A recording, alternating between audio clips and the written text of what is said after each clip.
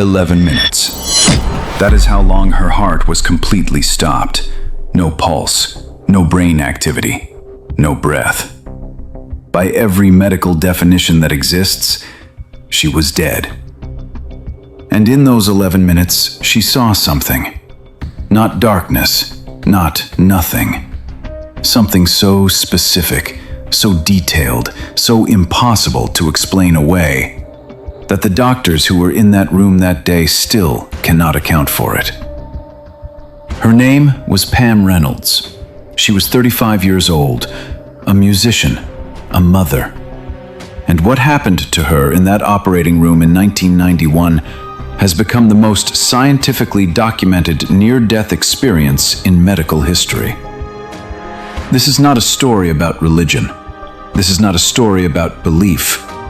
This is a story about what one woman saw when she crossed to the other side, and why what she brought back with her may be the most important thing you hear today. Stay with me, because this one is different.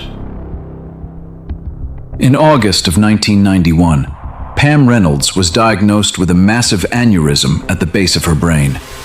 The location made it inoperable by standard methods. The only procedure that could save her life had never been successfully performed before. It was called hypothermic cardiac arrest. Her body temperature would be lowered to 60 degrees Fahrenheit. Her heart would be stopped completely. Her brain would be drained of all blood. She would be, by every clinical measure, dead for as long as the surgery required. The doctors gave her a 50% chance of surviving. She said yes, because the alternative was certain death within weeks. What the doctors did not expect was what Pam would remember when she came back. The surgery began at 7:15 in the morning. Before they put her under, the medical team took extraordinary precautions. They fitted Pam with molded speakers inside her ears, playing 100 decibel clicks continuously throughout the procedure to monitor her brainstem. Her eyes were taped shut and covered with small protective pads. She was completely unconscious before the first incision. And then something happened that no one in that room could explain. Pam later described floating upward, out of her body, and looking down at the operating table. She described the surgical instrument being used to open her skull. She described it as looking like an electric toothbrush, with a small opening near the tip where a bone blade appeared. The surgical team confirmed this description was exactly correct. She had never seen this instrument before. She could not have seen it. Her eyes were taped shut. Her brain was receiving no blood, and the 100 decibel sound in her ears made hearing impossible. But that was only the beginning. She then described moving through a tunnel toward an overwhelming light. She described the light as not just something she saw, but something she felt. A warmth that she said had texture, that had sound, that felt like every good thing she had ever experienced compressed into a single moment. And then she saw people. Specifically, she saw her deceased grandmother, her deceased uncle, other relatives who had died years before. She described conversations with them. She described being told clearly and directly that it was not her time, that she had to go back. She described being shown her body on the table below and resisting returning to it. She said going back into her body felt like, her words, plunging into a pool of ice water. The surgery took 4 hours and 45 minutes. When Pam Reynolds woke up, she was alive, and she remembered everything. Now, here is where this becomes impossible to dismiss. Dr. Michael Sabum, a cardiologist and one of the leading researchers in near-death experience studies, spent years investigating Pam's case specifically. What he found destroyed every conventional explanation. The standard argument against near-death experiences is simple. The brain, under extreme stress, produces hallucinations. Chemicals flood the system. The dying mind creates a final dream. But Pam's case breaks this argument completely. Her brain had no blood in it. Her brain temperature was 60 degrees Fahrenheit, the temperature at which all brain activity ceases entirely. The EEG monitoring her brain activity throughout the surgery showed a completely flat line. There was no brain function to produce a hallucination.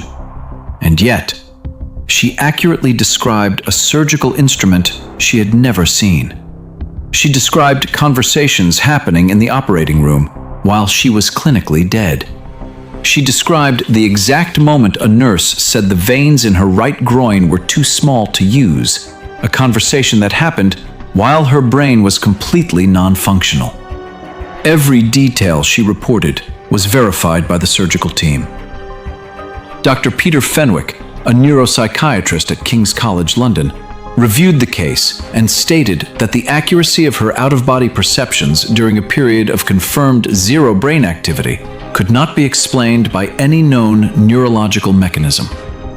The University of Virginia's Division of Perceptual Studies, which has now documented over 2,500 verified near-death experience cases, places Pam Reynolds at the top of their most evidentially significant cases. This is not a fringe theory. These are peer-reviewed researchers at accredited institutions saying the same thing, that what Pam experienced cannot be explained by a dying brain. That consciousness, awareness, continued to function after the physical brain had completely stopped. Which leads to the question that changes everything.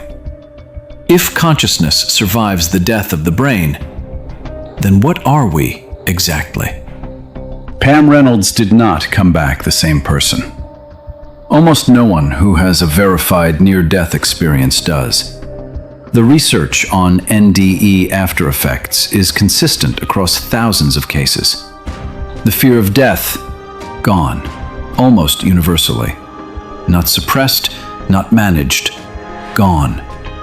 People who are terrified of dying before their experience describe coming back with a complete absence of that fear. Not because they believe in heaven, but because they experienced something beyond death directly and found it not to be an ending.